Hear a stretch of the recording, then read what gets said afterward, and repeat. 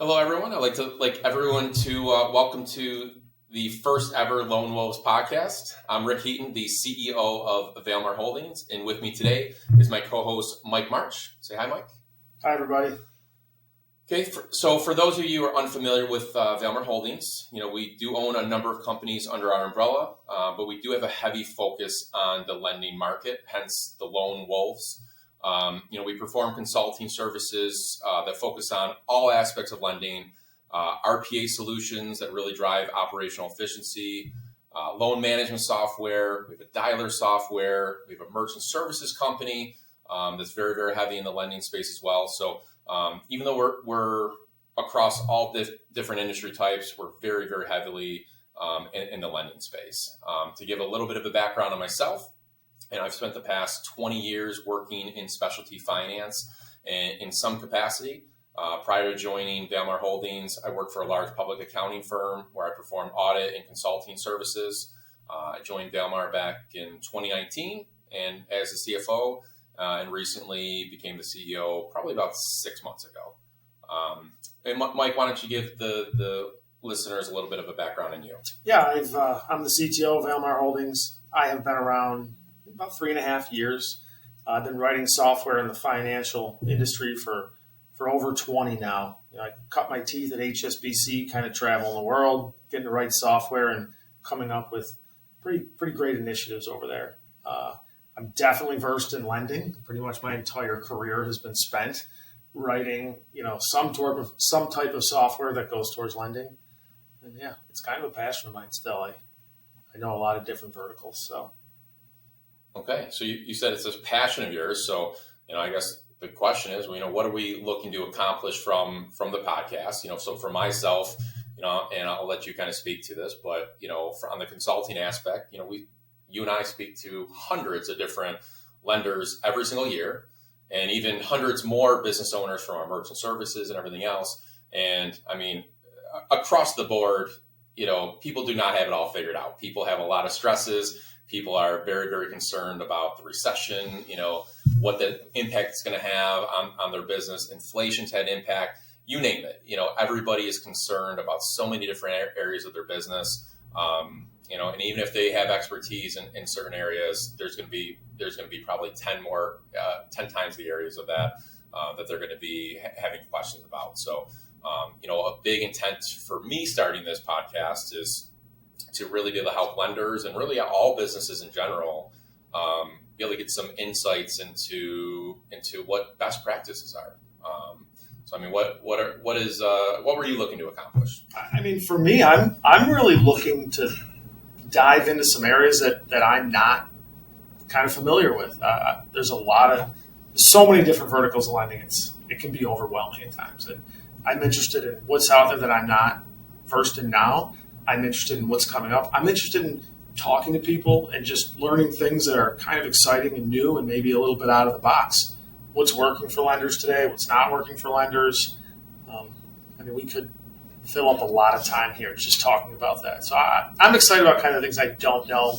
I'm excited to learn some new things, and I'm really excited to talk to some smart, kind of forward-thinking people in the industry. Yeah, agreed. And to touch upon that, we're definitely going to be having plenty of special guests on the show. We'll be traveling to different people's homes just to talk with them. They'll be coming into the office as well. We'll be doing it over, online over the computer. So a number of different ways we're going to be doing this. But, we are looking to release these about once per month. We'll have a wide range of topics. Today, we're going to start with work-life balance.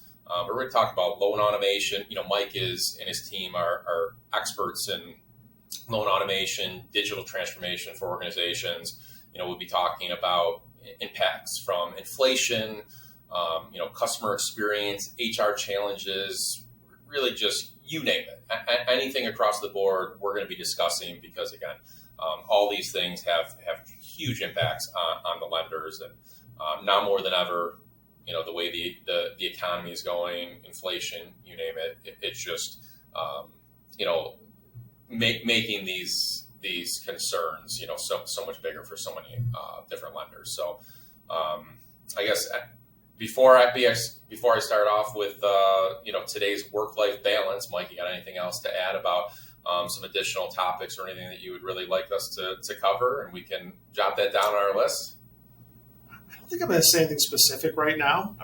I'm excited to see what we're going to do in the future. Today's probably one of the tougher topics for me and you to talk about anyway. So it's a tough one. Yeah. So speaking of having a lack of expertise, this is the topic, the work-life balance. So Mike and I, we did not do a very good job with this, and we decided we were going to have each other to be accountability partners, and we're going to try to see on a quarterly basis how well we're doing.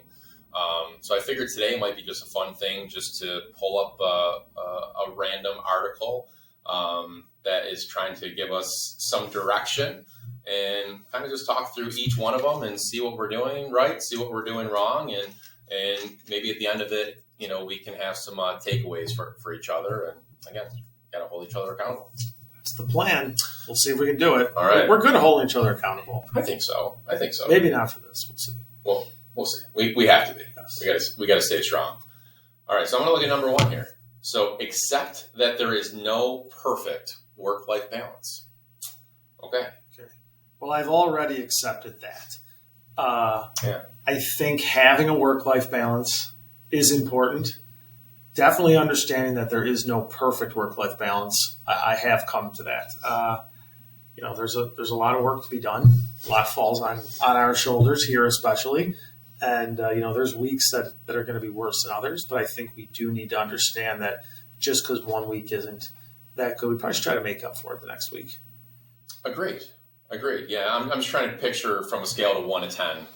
If 10 being perfect, okay, I would be lucky to hit it 2. I'm unsuccessful at a work-life balance. Your work-life balance is probably the worst I've ever seen for anybody. Yeah, you're probably at a 2. I'm probably at a 5, maybe a 4. I would think go closer to 4. I would not give you a 5. No, you would not. You haven't earned that one yet. Okay. Hopefully, second Maybe quarter. soon. The next one we'll grade it out of the scale of 1 to 10. I'm a 2. Okay. You're a 4 right now. Yeah. You are for sure a 4. If I'm home by 7, my wife's pretty excited. If I'm home by 7, there's an issue. I don't know. I don't know how I'm going to be home by 7. Then people are really concerned. Yeah. Number 2, find a job that you love. Okay, Mike, did you accomplish that at least? I absolutely love my job. I can't say anything about it I don't like. I love something. What I don't like is maybe the paperwork. There's a lot more paperwork now than I ever had before. Yeah. But other than that, I just love writing software. I mean, you pretty much bring in on a new developer every 2 weeks. Literally every 2 weeks. So I can't imagine you enjoying that part of your job. I do not enjoy onboarding. I love having more people around. Yes. Onboarding is very difficult. Yeah. And if it's not done right, you'll really waste somebody. So that does not help with work-life balance. So every week that somebody comes on, I have to make sure it goes well. So it's that doesn't help with my work-life balance, yes. I can assume all the viewers can feel your pain when it comes to hiring, though. It's been very, very difficult over the past couple of years. It continues to get harder. Even before you hire, if you're going to do it, you need to do it right in order to get the right people. There's been times where I've shortcut and I've learned a pretty tough lesson doing that. So, me too. Yeah, there's no shortcutting that process. No. And once they start, I mean, they need the proper direction to be effective and to learn and to understand the culture and everything else. Okay, so you at least feel like you found a job that you love, which is great.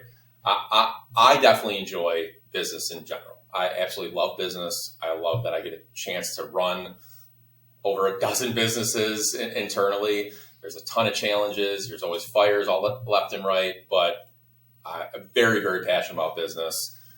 So I feel like I found a job that I love too. So I guess we get a little bit of point. That might be a point out of my 2.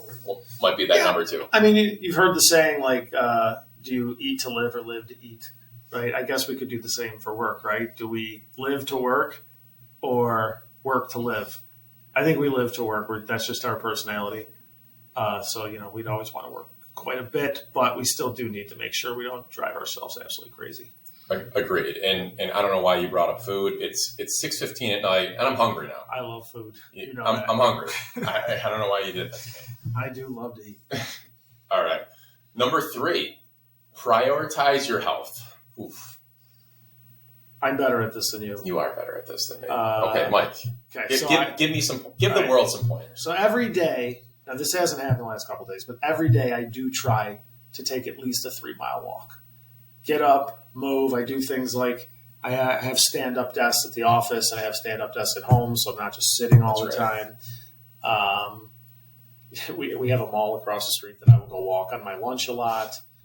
He's got the 1 pound. Just picture Mike with the 1 pound weights, puts the headband on. I haven't gone that far yet, but socks go over his joggers. That's just my look.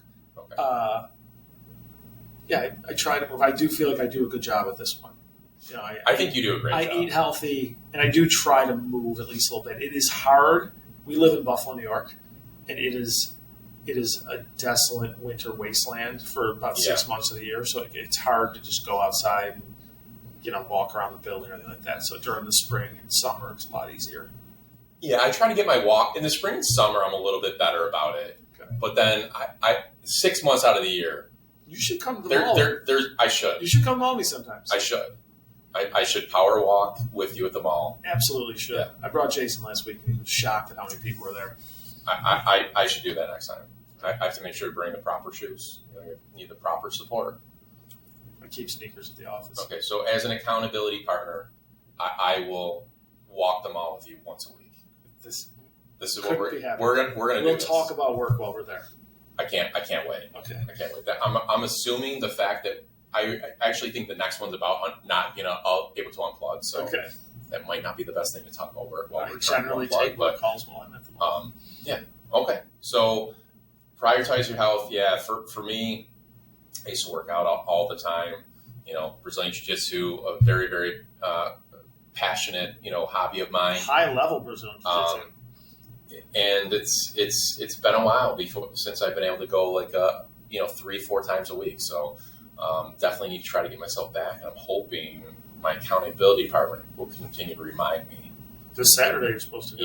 Even on weekends. So we'll see how that goes. But I am not putting my health first. I do get some vegetables, but it's in between slices of bread with lunch meat. And Dr. Pepper. Some provolone cheese. Yeah. I don't drink, I drink Dr. Pepper when I need some caffeine for sure. So I'm not a coffee drinker, as you know. You drink tea.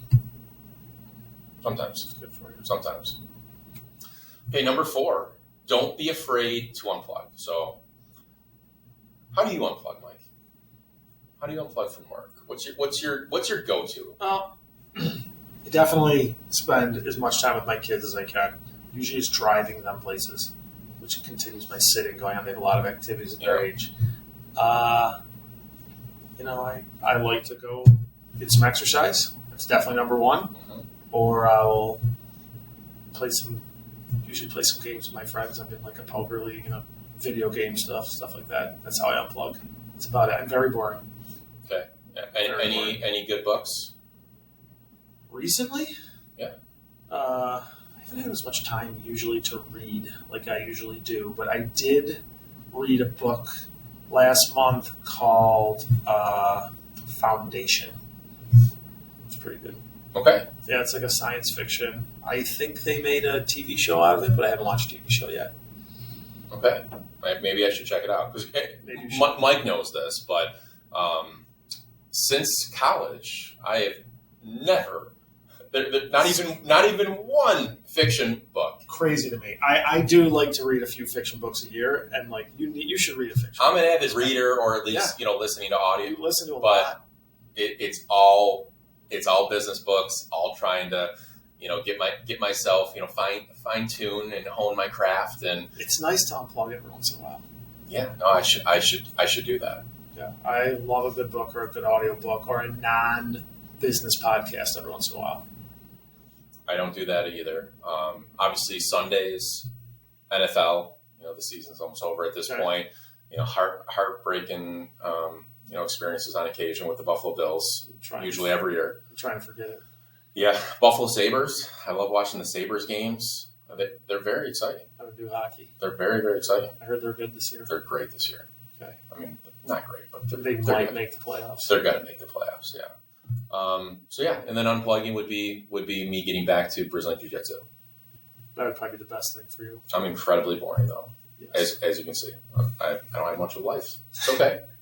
It's okay. Accountability department, help me. Ooh, take a vacation. Okay, I take vacations. You do. I feel like you we're take pretty vacations. Good at this. I do. I take at least 2 a year. Now, on your vacations, okay. Let's just be honest. It's a circle of trust. We're amongst friends here. Do you work on your vacations, Mike? So I do work on my vacations. I'm not much of a sleeper. As you know, you're usually getting emails from me by 6:15 in the morning. Yeah. So on vacation, my family generally gets up around 9 or 9:30, so I'll get up around 6. And usually what I'll do is I'll get up and I will probably do a few hours of work down in the lobby so I don't bother anybody. And then when they start to awaken, I'll go get them breakfast and I'll show up around 10. Okay. And then do you feel like you at least do a nice job of blocking out a chunk of the day without taking phone calls? So I won't be on the laptop the rest of the day, but I will be on the phone for probably at least a half hour to 45 minutes a day. My family's fine with it. They get it. I feel like if it's an emergency, somebody has to reach out to you. I feel like most people, I can imagine a couple people, but I feel like most people wouldn't bother you on vacation. Most people don't bother me on vacation. You probably know who and when would bother me. Yeah, some people wouldn't. Some people wouldn't mind. I get it. I've had plenty of phone calls. Sometimes we just need to run stuff by me, and I'm fine with that. I get it. Yeah, so I take my vacations. I usually do a couple. I try to do like a 2-week vacation, like every year.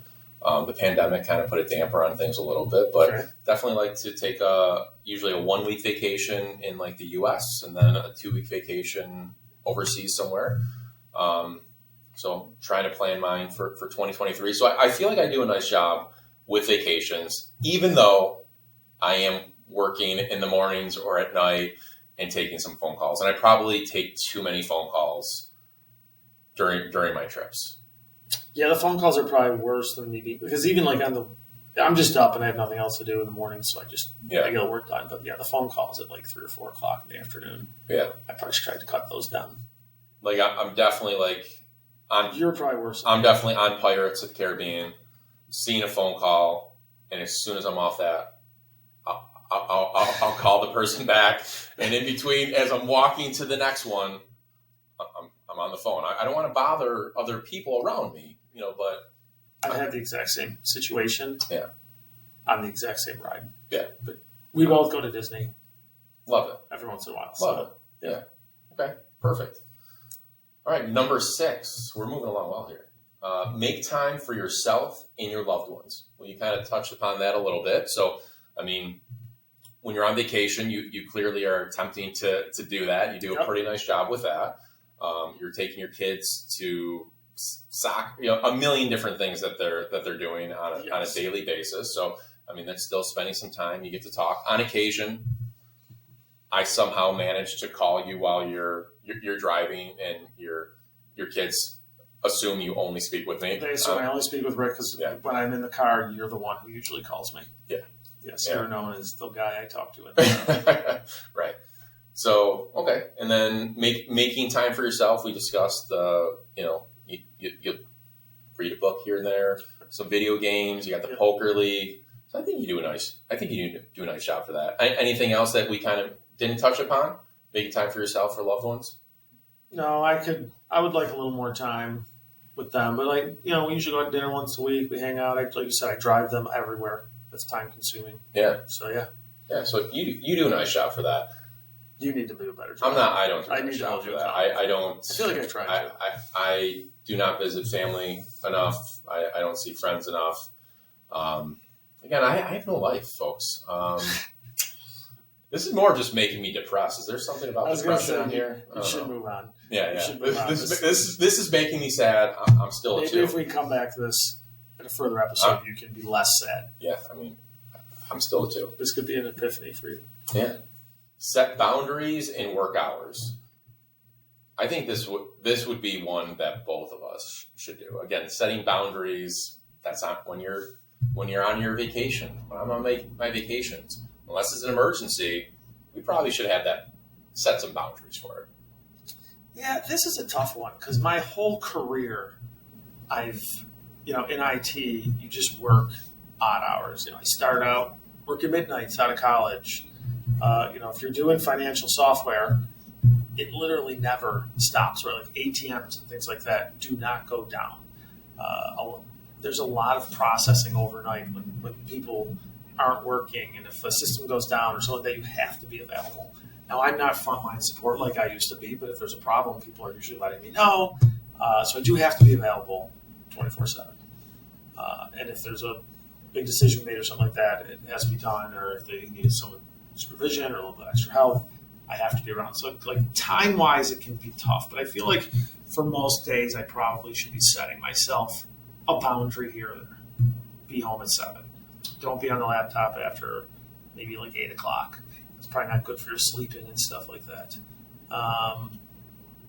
So is that going to be one of our takeaways then? Because I agree. I set zero boundaries. People are calling me at 10 o'clock at night. You even knew, a client a couple weeks ago. I talked to you on a Friday night, but I'm talking at 10 o'clock at night with a client on a Friday night. And I think it was 8:45 you called me. Yeah, and I had additional conversations after. You did. So that's happening, and I'm trying to serve our clients well, and I don't set any boundaries, but at a certain point, you probably really should set it, right? We should be able to have some nights to ourselves, weekends to ourselves, and be able to unplug, unwind, and so I like this one. I think you and I should truly set hard. On occasion, we'll go over. There might be an emergency, but everyone's definition of an emergency may be different as well, and we need to do a better job of communicating to our staff what an emergency or a fire really looks like versus what can wait for tomorrow. I agree. Yeah. So that's a takeaway for sure. Okay. And the last one: set goals and priorities and stick to them. Well, I mean, we just actually discussed that. I'm pretty sure we're just talking goals. We just set goals and a priority, and set boundaries and work hours is one of them. For me, I definitely want to start pumping some magnets more. So, I mean, we have I had the tonal, the wall workout unit. I just call it pumping magnets. You do. And I love the machine. It's really, really great. It's a wonderful workout, so I need to start doing that more, getting myself to Brazilian Jiu-Jitsu at least once a week. It's kind of a far drive, but still at least once a week. Hang out with my friends, lifelong friends. I think that would be my goal for this first quarter. That's a great goal. Walking with you once a week in the mall. I was going to say, as a mall walker. You forgot about that one. Jiu-Jitsu once a week, and my tonal 3 days a week. That's my goal. Okay. So all exercise related. I think if I was going to set a goal, I should try to be home by around 7 or 7:30 every night, and definitely try to be off the laptop every day by 8:30 at night. I think it's a great one. Okay. I'm going to do the same. You're going to start doing Brazilian Jiu-Jitsu as well. You have no choice. We have to do the same goal. I probably would be beating you within a few weeks, so I'm not sure if you want that. Okay, let's do it. I can't wait. All right. I think this is it on the article. It was from Business News Daily. We can put it in the show notes if anybody would like to read it. Yeah. So, I mean, this is a good article. I didn't read the whole thing. I just pulled it up right now for the first time, but it was a good article. So, I guess that's it for the podcast, the very first ever Lone Wolves podcast. Again, we'll be back in about 4 to 5 weeks from now with another one. We'll probably talk about something definitely with lending. I think maybe loan automation, something like that would be fun, and what's really, really driving the businesses for a lot of our clients. But yeah, we don't have anything figured out just yet, but it's definitely going to be in the lending space and how to hopefully be adding some value with our expertise. And then we'll kind of take it from there. Anything else before we let go, Mike? No, this was fun. Thanks for listening to us. Yeah. And, I'm excited to take this journey with everybody and just learn a lot and maybe hear some interesting people. Me too. All right. Well, we're going to sign off. Mike, do you want any howls or anything? Would you like me to do a howl? That's okay, Mike. I can do That's one okay. if We you can want. do one next We time. do one. Howl! There you have it, ladies and gentlemen. The Lone Wolves Podcast, Episode 1. That's a wrap.